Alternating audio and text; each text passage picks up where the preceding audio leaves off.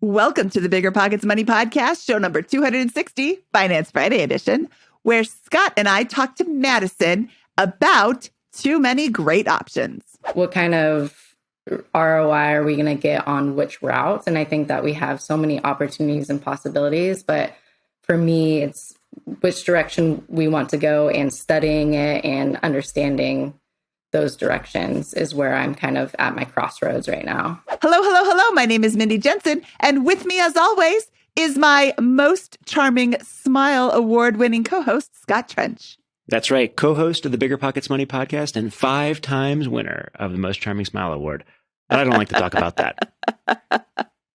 Scott and I are here to make financial independence less scary, less just for somebody else, to introduce you to every money story, because we truly believe financial freedom is attainable for everyone, no matter when or where you're starting. That's right. Whether you want to retire early and travel the world, go on to make big-time investments in assets like real estate, start your own business, or choose from all of the above as options, we'll help you reach your financial goals and get money out of the way so you can launch yourself towards those dreams.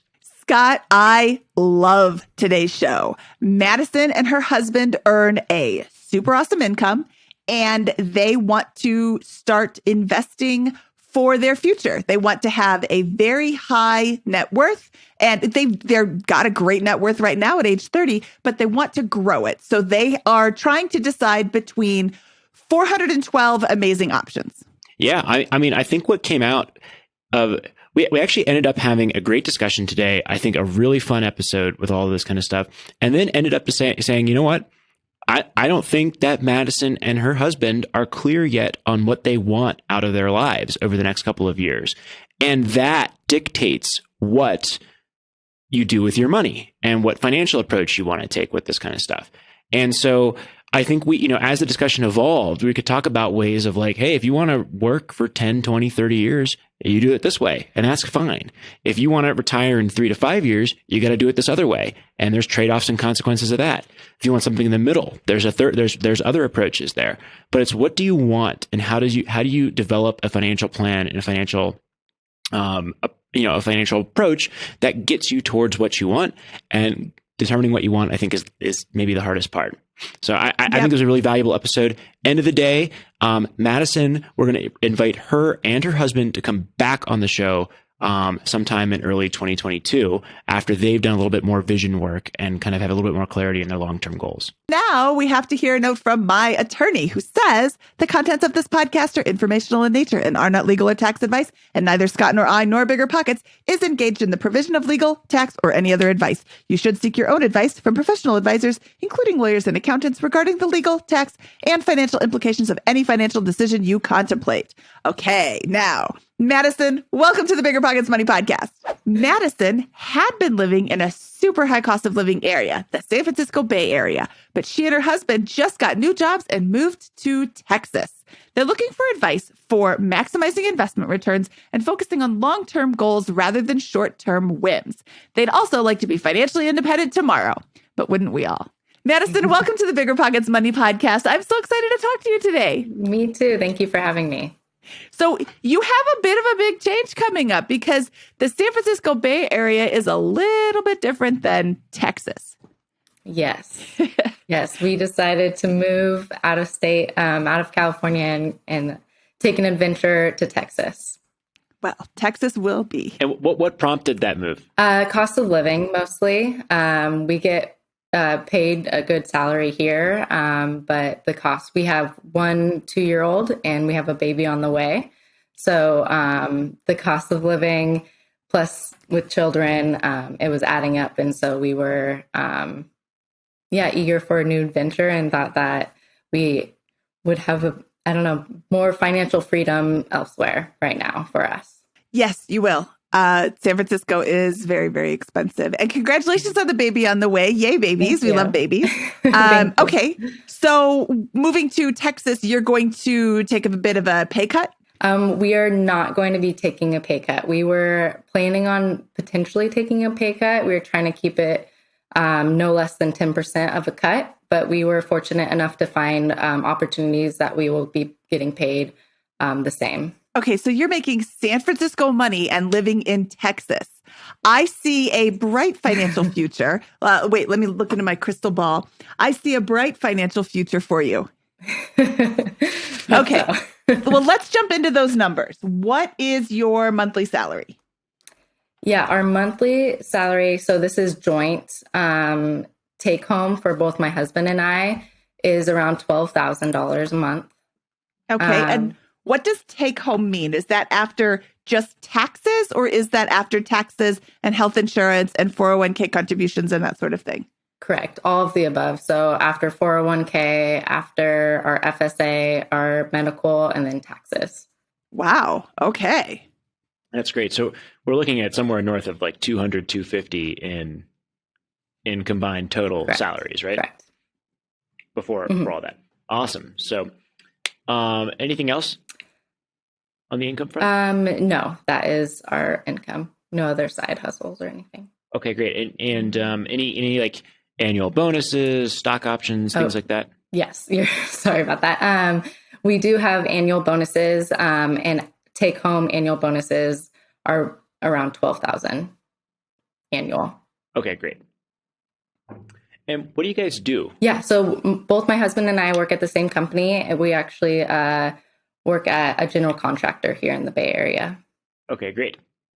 And then where is that money going? And maybe it'd be good to get a quick kind of idea about where it's going today and where it will be going post move, or what you kind of anticipate post move. Yeah. So we max out our 401k, and then obviously that was included in what I shared with our income. And then the first thing we do is we pay ourselves. So we max out our IRAs.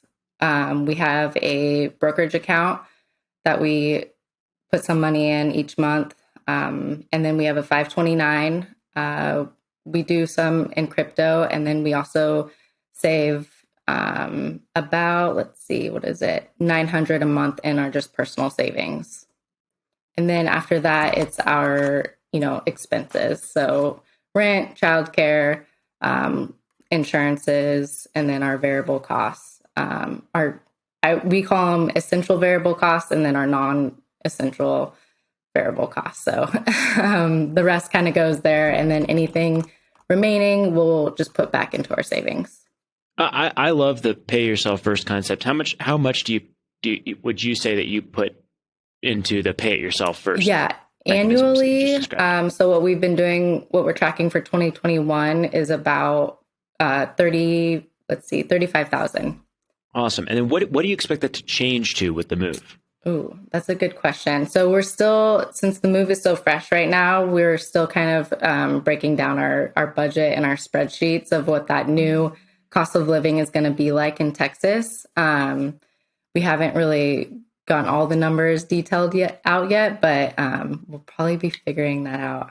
I'm hoping it goes up quite a bit, at least 10 grand or more per year. But something I still need to kind of jump through. Well, let's dive into a couple of the big ones. What were you paying for housing previously, and what would you be paying post move? Okay, so for rent right now, we pay $2,900 a month, and our estimated mortgage post move will be $2,600 a month. Okay, so that'll be cheaper from a cash outlay basis. You'll have some maintenance. You'll have to assume on top of that, you'll begin building equity and all that kind of good stuff. Is it more square footage? It is. It's double square footage. Yeah, that's always pretty nice. So the 2 bathrooms was huge when for me when we moved out of the house hack a few years ago. Actually, we have 2.5 now. Very luxurious. What are some other ones? Like you mentioned childcare. Do you expect that to change? Yeah, that should be more than half of a decrease. So right now we pay with our FSA, we pay about $1,800 a month, and we're looking to pay about $1,000 a month or less per child there.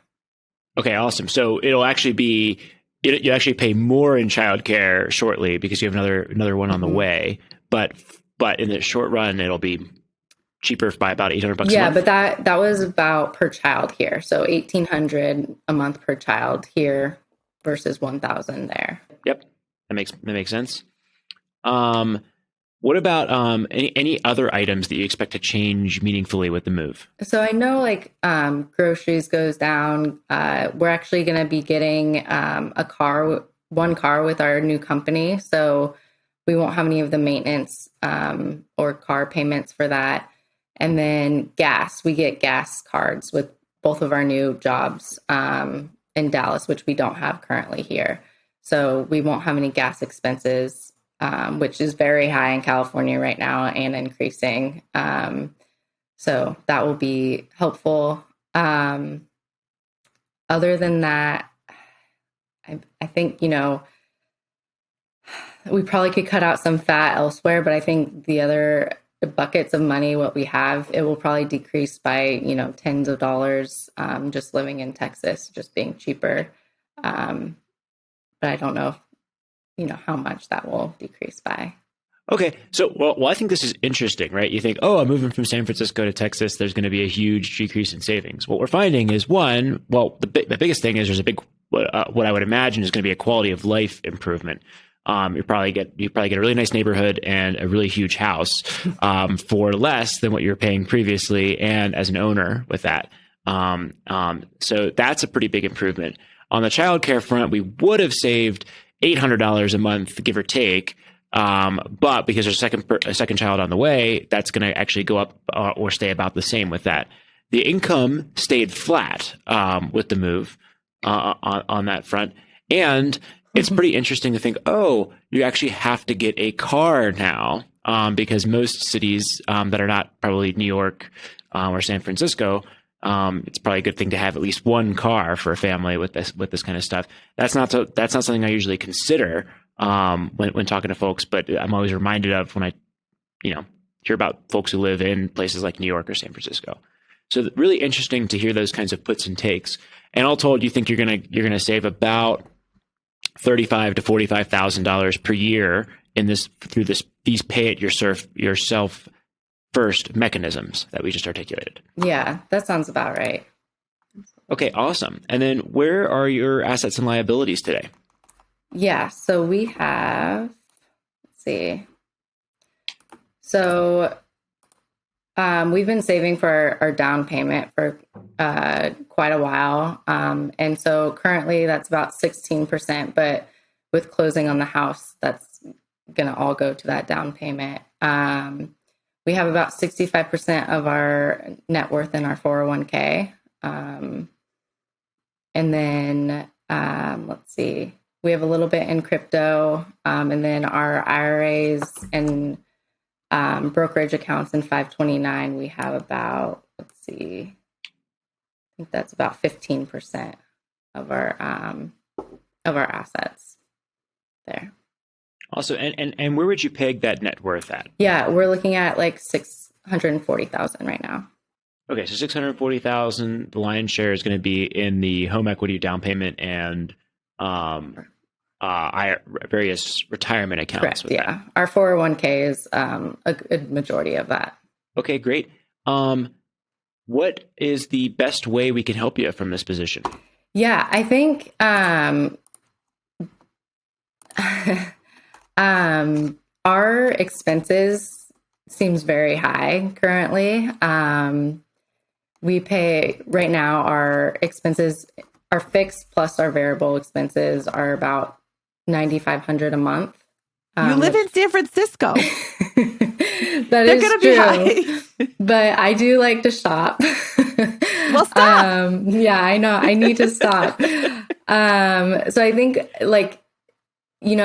when cutting out the fat a little bit and having clear, we're really good at having short-term goals of we want to have X amount for a down payment, or we want to have X amount in our 529, or, setting aside paying ourselves first each week or each month. But our longer term goals, I feel like me personally, I struggle with conceptualizing that. I'm a very competitive person. I want things done now. And when, the financial game, I feel like is very much of a long-term kind of game. And so sometimes I struggle with that. So I guess one of my questions would be, like, if you were in our shoe, me and my husband's shoes, how would you go about creating a longer term goal for that financial freedom down the road, like retirement? Okay, Scott, I'm going to jump in here. I have a couple of things to say. So what does long-term mean to you? Is that 10 years? Is that, because you're 30, 31, 32? I'm 31. Okay, Yep. So 31, are you talking about at age 40, age 50, traditional retirement age of 65? Yeah, I think that's a good question. I mean, longer term, 65 for sure. But even I would say like 20 years from now. Okay, so at age 50, you want to be retired. At age 31 and one day, you want to be retired, but that's probably not going to happen.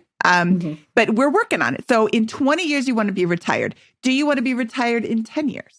That's the thing. I don't know. I enjoy working. I enjoy what I do. I know my husband does not want to retire early. Like, he really enjoys working, and that's who he is. He is all about work. And I love that about him. For me, on the other hand, I don't know. I would be open to not retiring early if the financial gains at the end and I could leave like my kids more money, then I would not. But I also, want to enjoy that time and maybe retire early. So I struggle with that. I struggle with, I'm not sure what I'll be like at that time.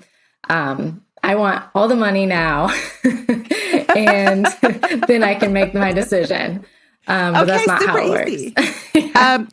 I am hearing that you and your husband have slightly different outlooks on your working life. And that doesn't mean that you can't retire early. My husband doesn't have a job. He's retired and I still have a job, and that's okay.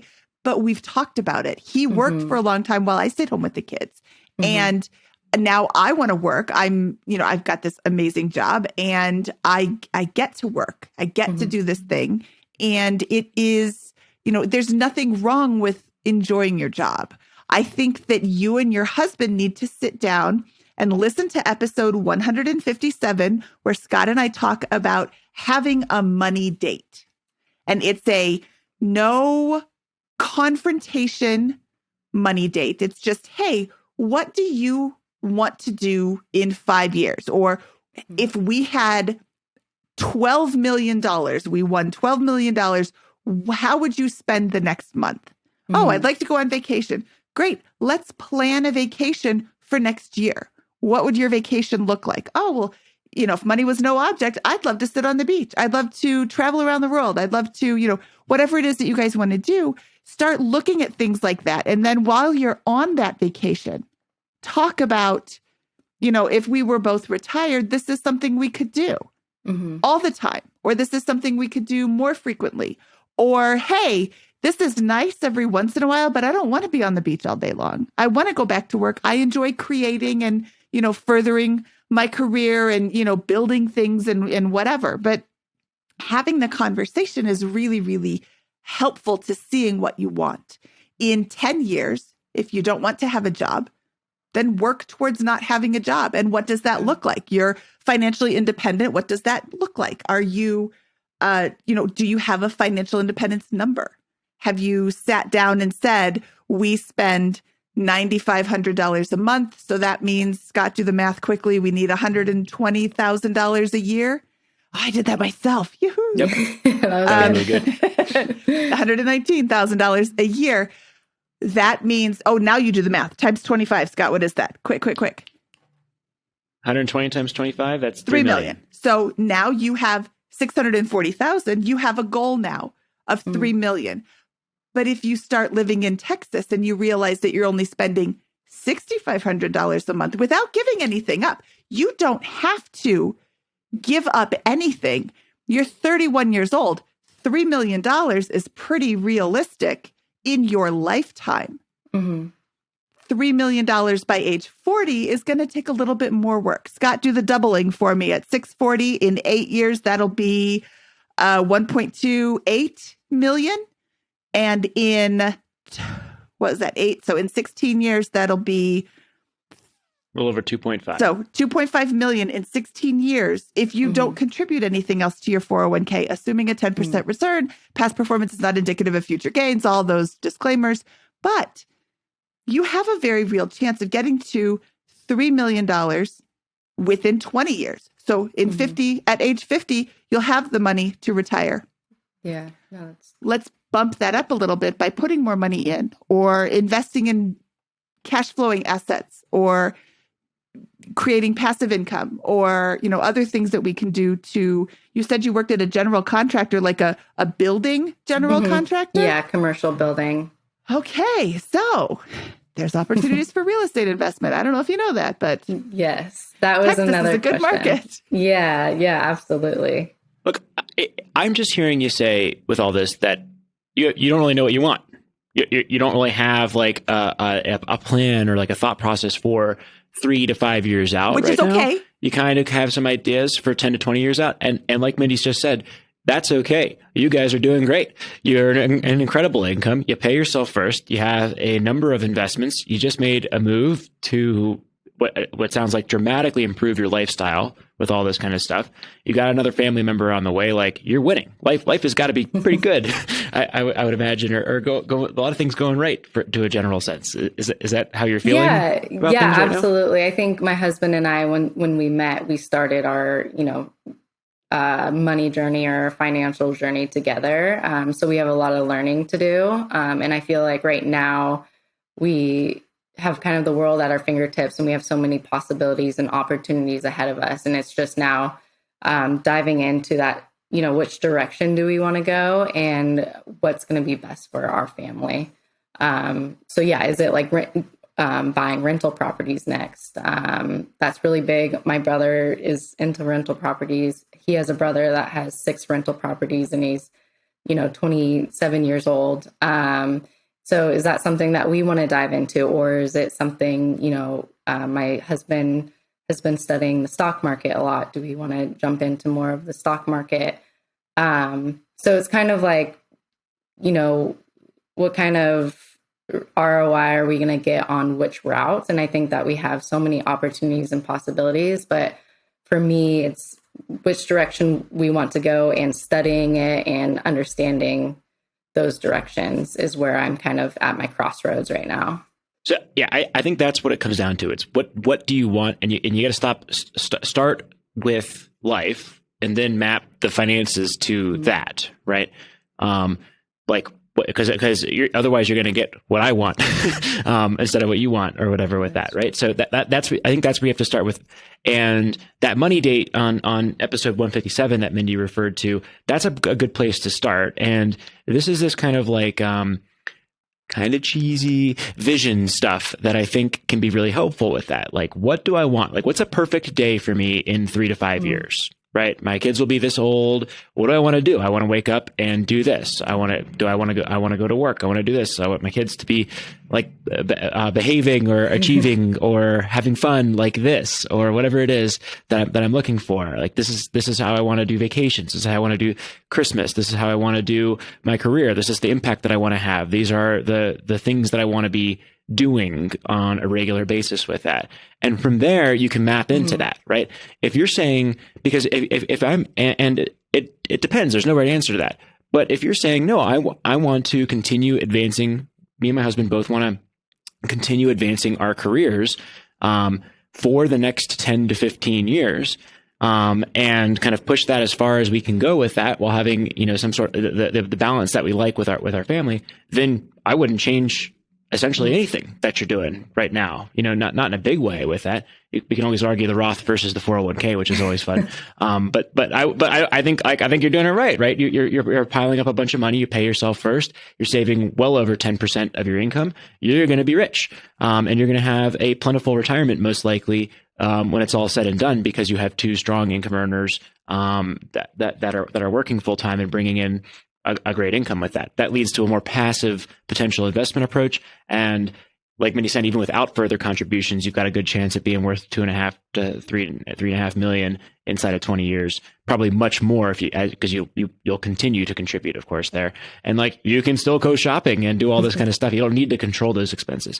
But if you're like, no, I want to I want to stop working for a period of years in this and go that way. Okay, now we've got to shift those assets away from what is right now disproportionately a position that's got a huge.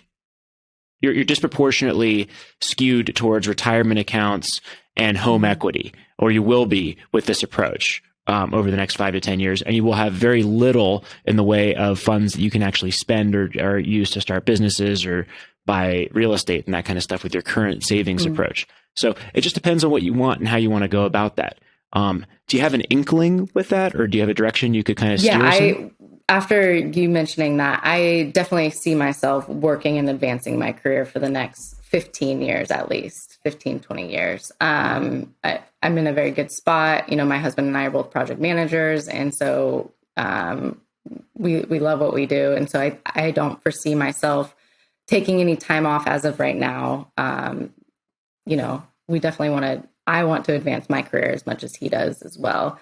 So with that said, I think, you know, like you said, we're going to continue to invest in ourselves, maxing out our 401ks, and in living a lifestyle that is good and what we like. But it's where are we going to start, since we've been saving up for the down payment and buying our first home. Now, what can we be saving up for? Is it a rental property? Is it, do you suggest paying down a majority of our primary residence? It's kind of like our next step is kind of unclear right now because we just accomplished our first goal of buying that first home. So now it's like, okay, we're going to be making this money. We're going to be in a lower cost of living. What's our next step going to be? Yeah. So here's why I don't like rental property investing. Not to say you can't, but here's why I would steer you away from rental property investing in your situation with this. With rental property investing, to get started in it, I think you need to invest 500 hours at least in learning about this kind of stuff. Books, podcasts, networking, YouTube, blogs, whatever it is that to feel comfortable with it. There's so many mental models about how to screen a tenant, how to pick the property in the right area, how to think about cash flow versus appreciation and those trade-offs, how to estimate all the expenses and those different types of things, how to get comfortable hiring contractors or property managers with that kind of stuff. You guys are working professionals, and your goal is to crush it in that career for the next 10 to 15 years, right? That means that the opportunity cost, let's say that you guys each earn $150,000 annualized with that. That means your time is worth $75 an hour each with that. So to get that $500 investment, that's a pretty significant investment. It's like 35,000, something like that, $35,000 in opportunity cost that you could be plowing back into your career. Or some of these other things that you're more excited about. And then if you buy a rental property, let's say you buy a $250,000 property that rents for $1,900 and with a mortgage of $1,300. I'm making these numbers up. I don't know how Texas would work on that. Maybe you're getting a $300 per month cash flow, right? Well, you guys bring in $30,000 a month or $25,000 a month. So you would need to stack up 100 of those before you're bringing in equivalent income to your salaries with that. And so the only way to make a investment that's meaningful enough relative to your income, I think, is you're going to have to take on a tremendous amount of leverage or really go all in on real estate one after the other over a prolonged period of time. And so not to say you can't do it, I just think in your situation, that's a big opportunity cost, considering that you're most likely going to get rich go in the more passive route here. Not to say real estate's out, but I think that passive real estate, or as a combination with stocks or something like that, might be an alternative if you still like the asset class of real estate and like learning about and thinking about investing with that. But I'll let you react to that. Yeah, I guess I'm a little shocked.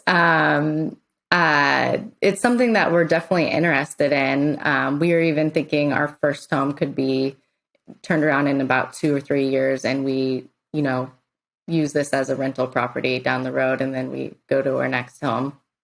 That could be good as an option. We are also looking into duplexes, but there wasn't anything that we found that was a good fit for us in the Dallas area.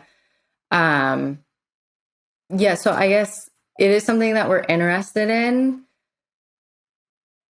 So I get what you're saying, is as long as it's kind of our passive, like our kind of a side thing is what you're saying, correct?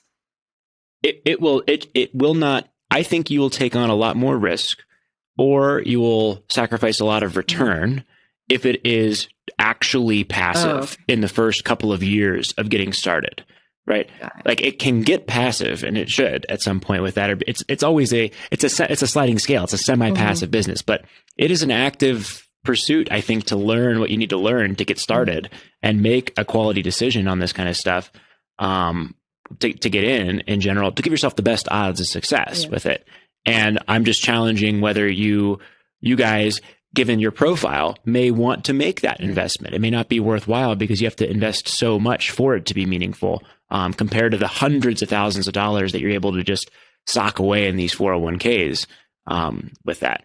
I mean, it sounds like you have $300,000 to $350,000 in these 401ks and other investments. Yeah, like that. Our joint 401k, we have about 420,000 currently. And then our IRAs, we have, let's see, we have about 86,000. So we have a good pile up, but they max out. So that extra cash that we're saving, we were putting a lot of it down for a down payment. But now it's like, we have that house now. So now where are we going to invest and try to get more return on that investment? Did you buy your current house with the intention of converting it into rental in the future? Was that a forefront of the decision-making process? Yes. So we looked at multiple homes that, a forever home. And then we also looked at like a starter, let's live in it in a few years and then rent it out after a few years. So that was our intention with this home. And we actually got kind of our investment home style first right off. Great. I think that's a really smart way to go about it. That's a good exit option that you've given yourself. You can probably live there for a while and enjoy the double square footage from your old place, and hopefully one day sell it if prices go up, and then also keep it as a rental. But those are three good exit options, I think, for that. So I can't argue with that approach with it. And the fact that you know the place and have lived there and probably have a few years to go and find a property manager. Yep. That makes a lot of sense to me with that. And by the way, I don't want to say you can't invest in real estate. If you decide, hey, I want to go in real estate, we'll help you with that. I just wanted to kind of say, for your kind of profile is kind of the classic one that I'm like, I don't know if real estate is exactly the right choice for a couple earning $300,000 a year, working full time with 2 small kids to get started in, because and your goal is financial freedom in 15, 20 years. Real estate. The real estate's a really good option for somebody who's trying to get the financial freedom in 7 to 10 years with that, willing to use the leverage, fix up a couple of things themselves the first couple of times, make it passive over time, invest those couple hundred hours, that you can still do it with that. But I would think you would just want to be shooting for a bigger portfolio of if you're saying, I want to get to $7 to $10 million in net worth in the next 10 years, then working this job and going into real estate makes a lot of sense to me.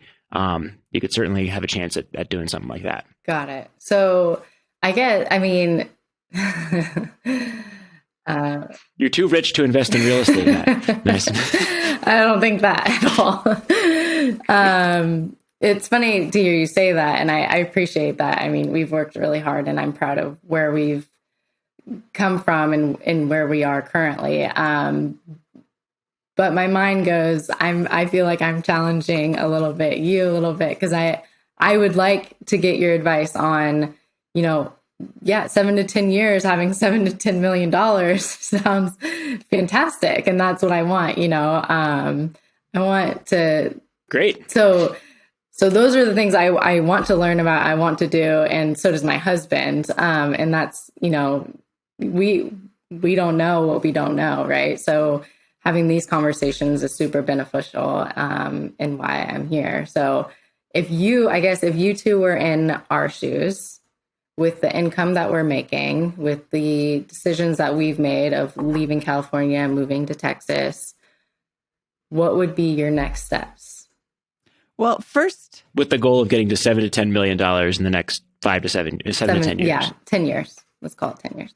Okay, that one's fun. We could work with that one here. Yeah. As well. You've already saved yourself a ton of money. We didn't even mention this, but Texas has no state income tax, whereas California does. Correct. And so you just gave yourself a whopping raise. I would take all of that money and put it into the stock market. Personally, this is what I would do. Okay. You said that you have an after-tax brokerage account. Where are you putting that money? Are you individually stock picking, or are you putting it into index funds? Index funds right now. My husband and I have been studying a little bit more about picking stock options, but we're planning to roll that out. We were going to do it December, but we pushed it out to March. I would say read the book, The Simple Path to Wealth. Is it The Simple or A Simple? Either way, it's by J.L. Collins. Simple Path to Wealth. It is fantastic. And basically, it is boiled down to invest in index funds and don't pick stocks. Oh. But he fleshes it out into a book about this thick, which can be boiled down into invest in index funds and not individual stocks, because the individual stocks can rise and fall. But as the index goes up, all the stocks, like he says it better than I do. But it's hard to pick a good stock. You can get lucky by doing a ton of investing. A ton of research, and, really knowing whatever genre you are, technology, sector, not genre, sector, really knowing the sector that you're investing in, really knowing the specific company that you're investing in. That's a lot of Scott mentioned 500 hours for real estate investing. This is more. Or you can buy every single company in the whole index and be better. Yeah. Make a better return. Absolutely. There are very few people who are making better returns than the stock market. That's what I would do. I would put it into, like, all of my income tax money is now going into the stock market. I would check my spending. And I'm only saying this because I recently have noticed that my spending is going insane. And also, you mentioned that you like to spend money. So check, like, what are you really spending money on? I find that it's very interesting to be like, oh, healthcare was this much and childcare was this much and groceries. Yeah, that's probably right. But when you track every single penny, you find that, oh, groceries is way more than I thought it was, and gas is way more than I thought it was. And I forgot about these things that I was not categorizing as groceries because I didn't buy them at the grocery store. But like Costco is groceries, but it's also oil changes and tires and like random weird stuff. So some of it gets categorized as groceries and some of it gets categorized as other things. I might just categorize it all as other things. And I'm not really honest with my actual spending. And I'm a nerd. I love winning. I really love winning. And this is another thing that you said you want to win. Get yourself a spending tracker on your phone and track every penny for several months and be like, after you start tracking, you're like, oh, I have to put this in the spending tracker. I'm not going to buy this today.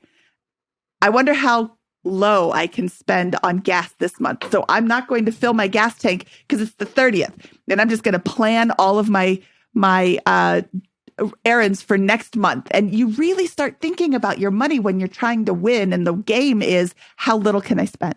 Mm-hmm. And it's, like I said, I'm a huge nerd. Scott, you're going to argue with me, and that's fine too. I'll give you a moment to argue with me. But, that could be, you could very easily, from your $9,500 in expenses, I think living in Texas, you could very easily cut $3,000 out of that without feeling a pinch.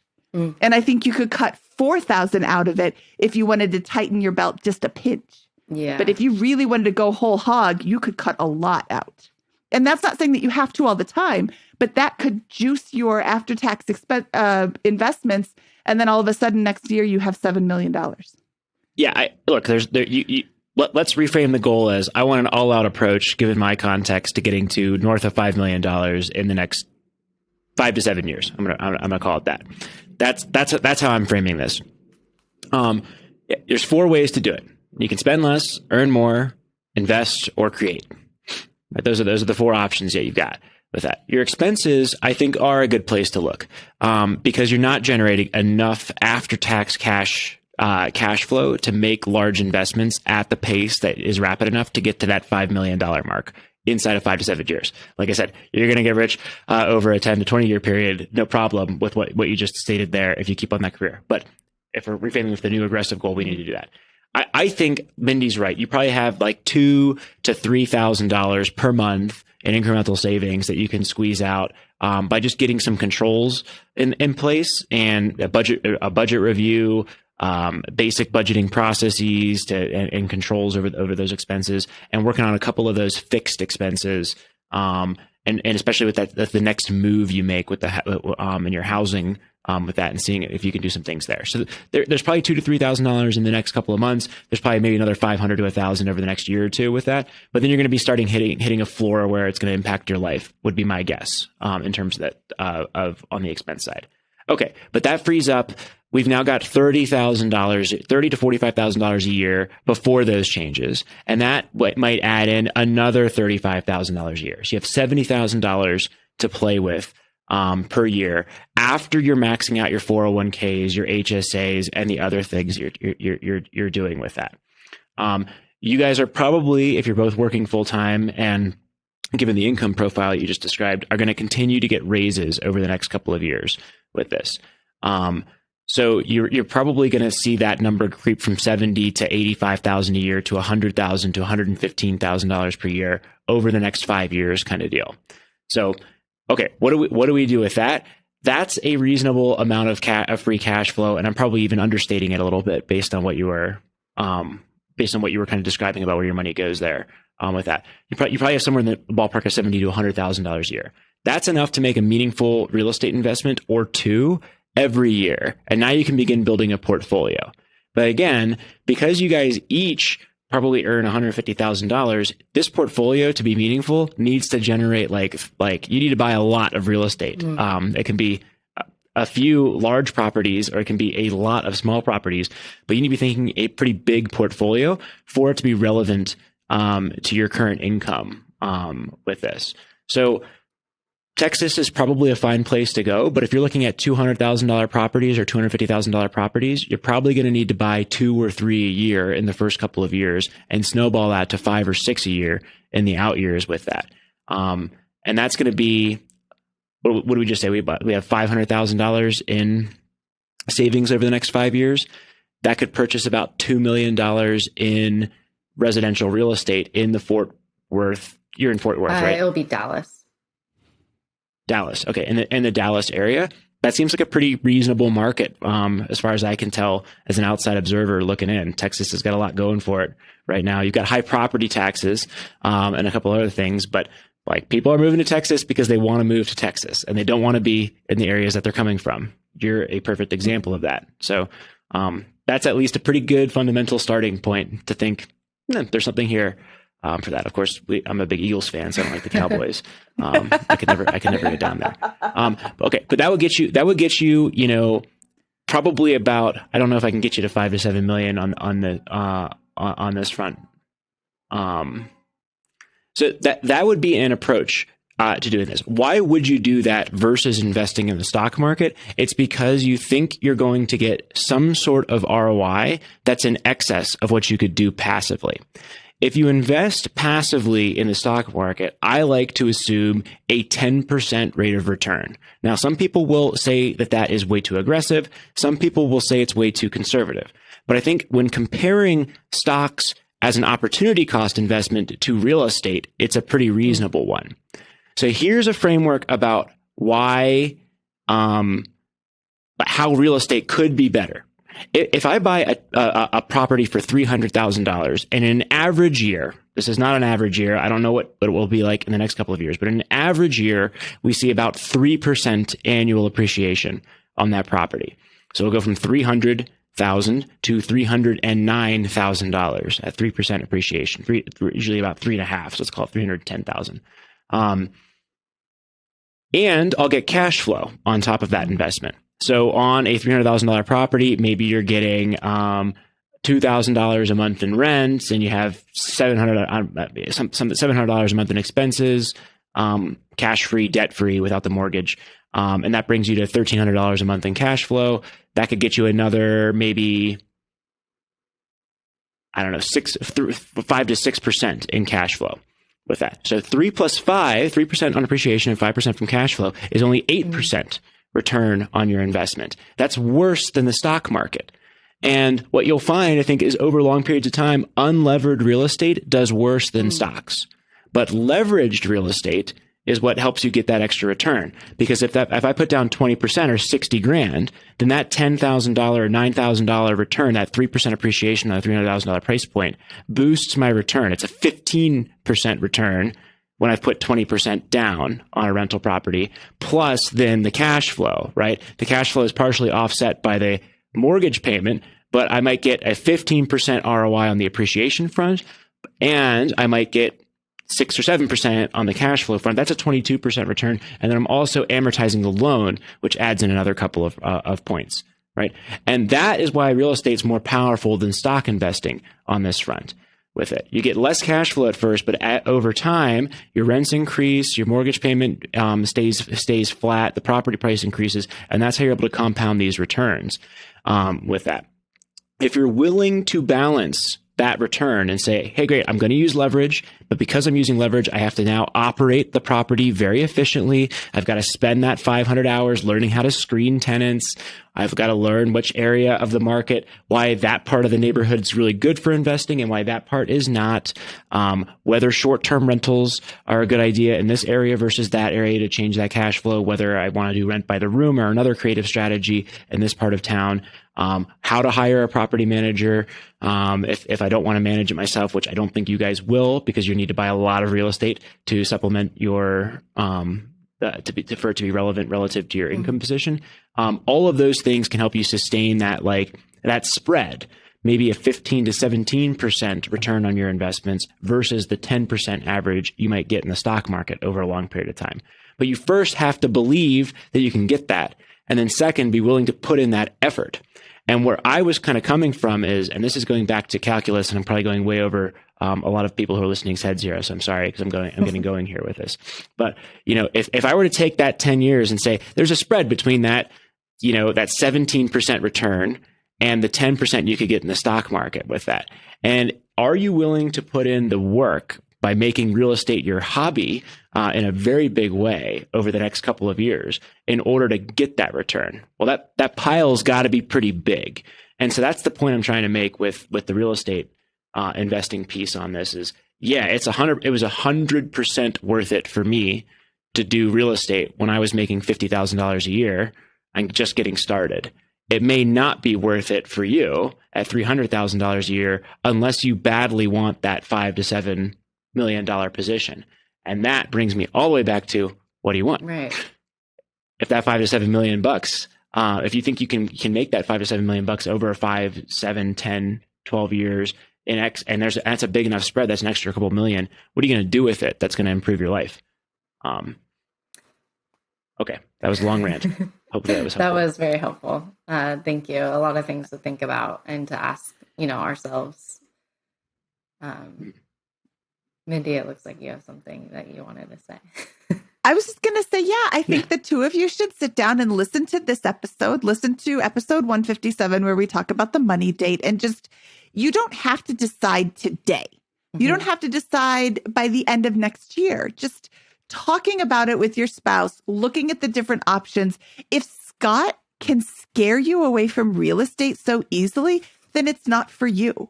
If all that he says doesn't convince you that real estate isn't where you should be, maybe you should look into real estate. We've got this little website called BiggerPockets.com. And if you need to know anything about investing in real estate, I bet you can find it on our site. And reach out to me if you're looking for a specific thing, because it can be a little bit difficult to find. We've been around for 17 years and we have so much information, but I can give you links to great articles about how to buy a rental property, how to screen a tenant. It isn't just, oh, you want to rent my property? Great, let's go. There's a lot more involved in it, but it's not this super daunting task. But if Scott can talk you out of it really easily, if Scott can talk your husband out of it really easily, then start looking at the stock market. Look at, different ways to it. There's so many ways to make money. I, again, really think that peeking at your finances with not peeking at it, really staring at your finances with a microscope will show you a lot of little holes. And I mean, you're still doing really great. You have a net worth of $640,000 at age 31. You're going to be just fine.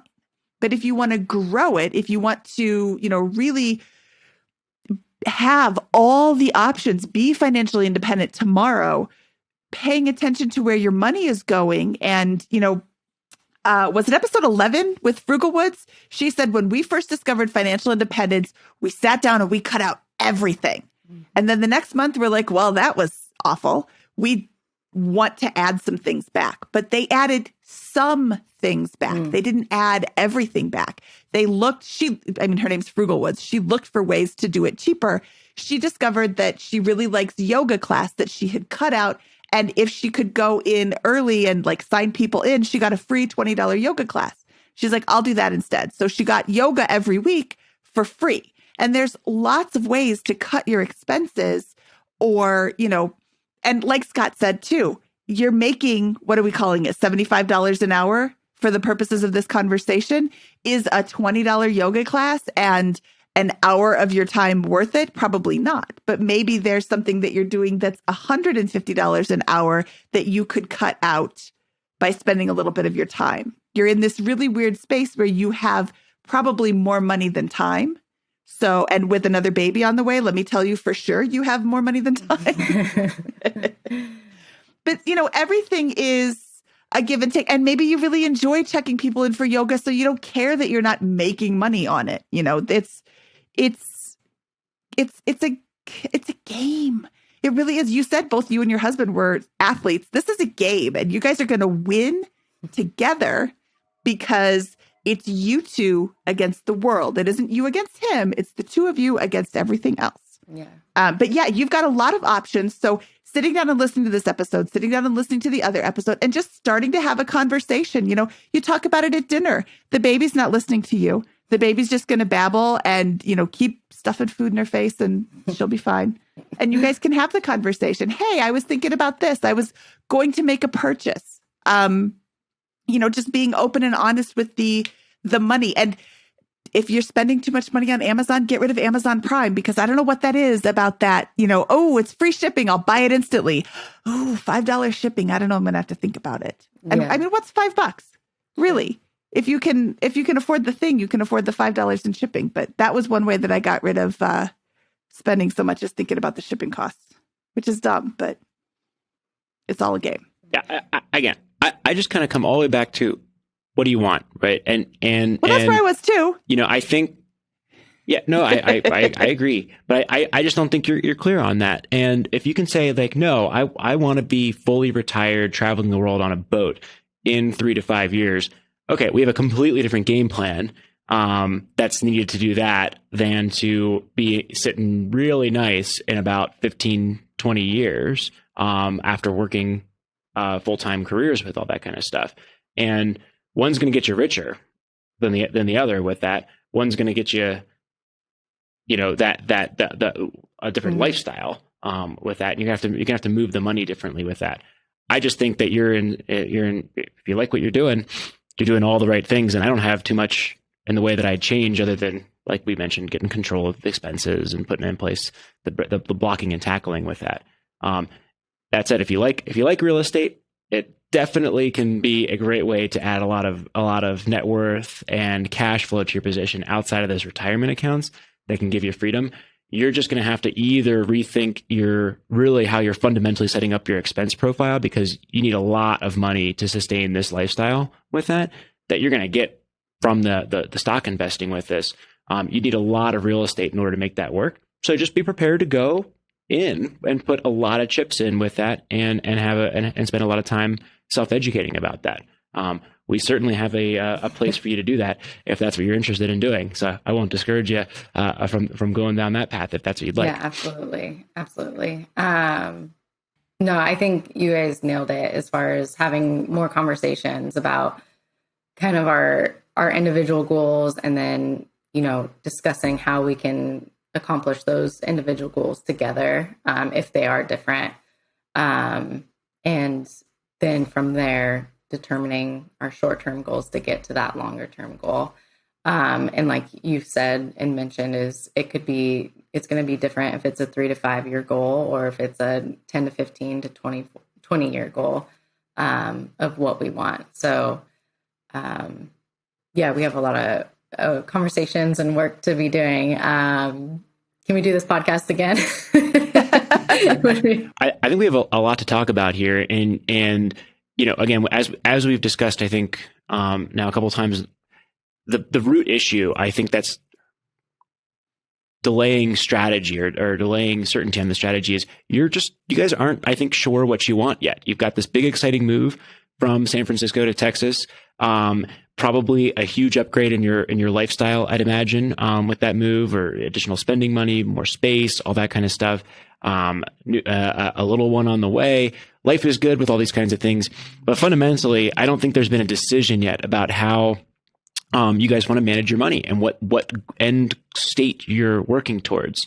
As we kind of discussed a couple of times, like, oh, that sounds pretty good to make a lot of money and to build a lot of assets outside of work in as efficient way as possible.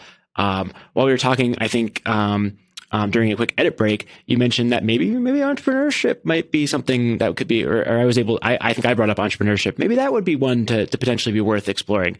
Plan A of continuing the career track and both having these higher powered careers sounds pretty good. And you were happy with that. So I think that it's about kind of aligning around those different types of things. Or aligning around, hey, we're not sure yet, and we want to just build a flexible position so that we can decide in 1, 2, 3, or 4 years with that. Any of those, I think, are good outcomes. But I think what we'd like to do is invite you to come back on the show in a couple of months, or whenever you're ready, and you've kind of decided on that next step for you guys and that end goal, and we can probably revisit and then help build maybe some sort of financial plan that could help accelerate progress towards that goal. Yeah, absolutely. We would love that. And I think having my husband join as well, where we can kind of then discuss, what our conversations that we did have together and the outcome of those and what our goals are jointly. That would be great. I think that would be really awesome. Okay, well, I'm looking forward to talking to you in a few months, and congratulations on the baby. Congratulations on a killer financial position. And we will talk to you very soon. Thank you very much. Sounds good. We're looking forward to it. Okay. Bye-bye, Madison. Bye.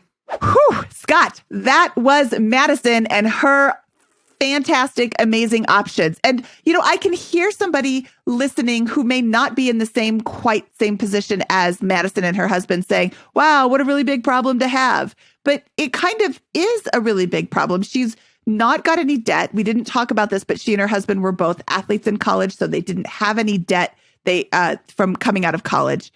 They've been living in the high cost of living area of San Francisco and have recently moved to Texas. So they've got money they've got housing figured out. They're in a lower cost of living area. They've got this great income. And now it's, where do I direct the money to go? And, I don't want to say the wrong move, but a move, moving this way means you can't also move this way. So if you move this way, maybe you don't realize some of the great returns that a different option can have. I really liked that you pointed out that real estate isn't just jump in with both feet. You could, but that's not the right way to do it. The right way to do it is to spend 500 hours learning about it. And that's, not as easy as throwing money into the stock market. So, clarifying what their goals are, I think it was really, really spot on for you. Yeah, I think that real estate investing in general is a decision about cost benefit analysis, right? And the cost benefit is a time and money component. And these guys, because they're doing really well, have a high dollar per hour value of their time with this, and have a winning formula in hand with what they're doing. So again, I think it comes down to, what are your long-term life goals? How do you back that in there? And I think this was a super valuable episode because, figuring out what you want is not like an easy task, and it takes a lot of people a large amount of time, and it can be really hard. And this might, sound, like a good problem with them, but because they're very talented, and they have so many options, it sounds like, available to them with the high earning careers, both of them on strong tracks, that gives them too many options with that. And that makes it even harder to figure out what you want because you have so many good options in front of you. And I think that there's hopefully a large number of people out there listening that might be going through the same thing. What do you want? And if I'm on this track, what's going to happen with that?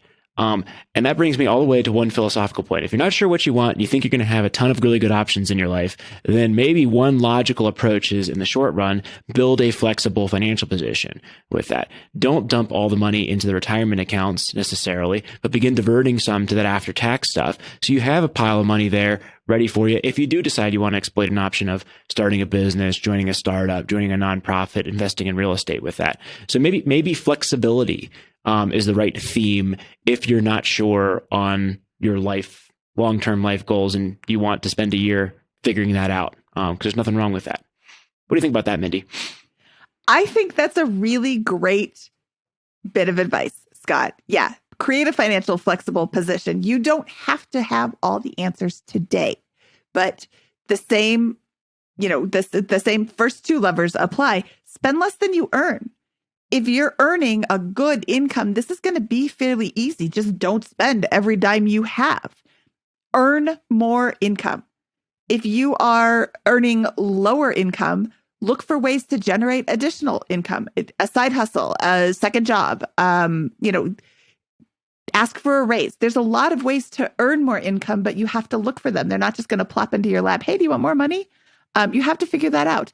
Take the money that you are saving, the delta between your earned income and the spending income, or the spending, and invest that wisely. The index funds, low-cost index funds is a great place to invest when you're not sure what you want to do. Unless you're thinking about investing in real estate, in which case, Scott, this is a topic for another decision, or oh my goodness. Scott, this is a topic for another day, another show entirely, but maybe the stock market isn't the best place to park your money if you're looking to buy a house in, the next 1 to 3 years. But there's a lot of options available. And just because you have a lot of great options doesn't mean that makes the problem any less. Having a good problem to have is still a problem. You still have to solve it. It's just not as daunting a problem as, how am I going to pay off my debt? Yeah, I wish I'd kind of come back to this line of thinking while we still had Madison here, because I think, and I'll send her a note with this, but I think that's kind of, I think, how I would be thinking about it. If I'm truly unsure, I'm going to build a flexible after-tax investment position with this. Give myself that runway from a financial perspective, so that there's assets out there that I can tap that are not inside the 401k and I'm going to have to access through penalty, or inside the home equity that I'm going to have to borrow against in order to access with that. There's stuff that I can harvest right now to go and pursue some of those great options that may materialize in the next couple of years. That's probably the right approach as a theme in that situation. Not to an extreme extent, but just to kind of tend towards that. Okay, Scott, this one went a little bit long today. Should we get out of here? Let's do it. From episode 260 of the BiggerPockets Money Podcast, he is Scott Trench, and I am Mindy Jensen saying, in a switch, witch.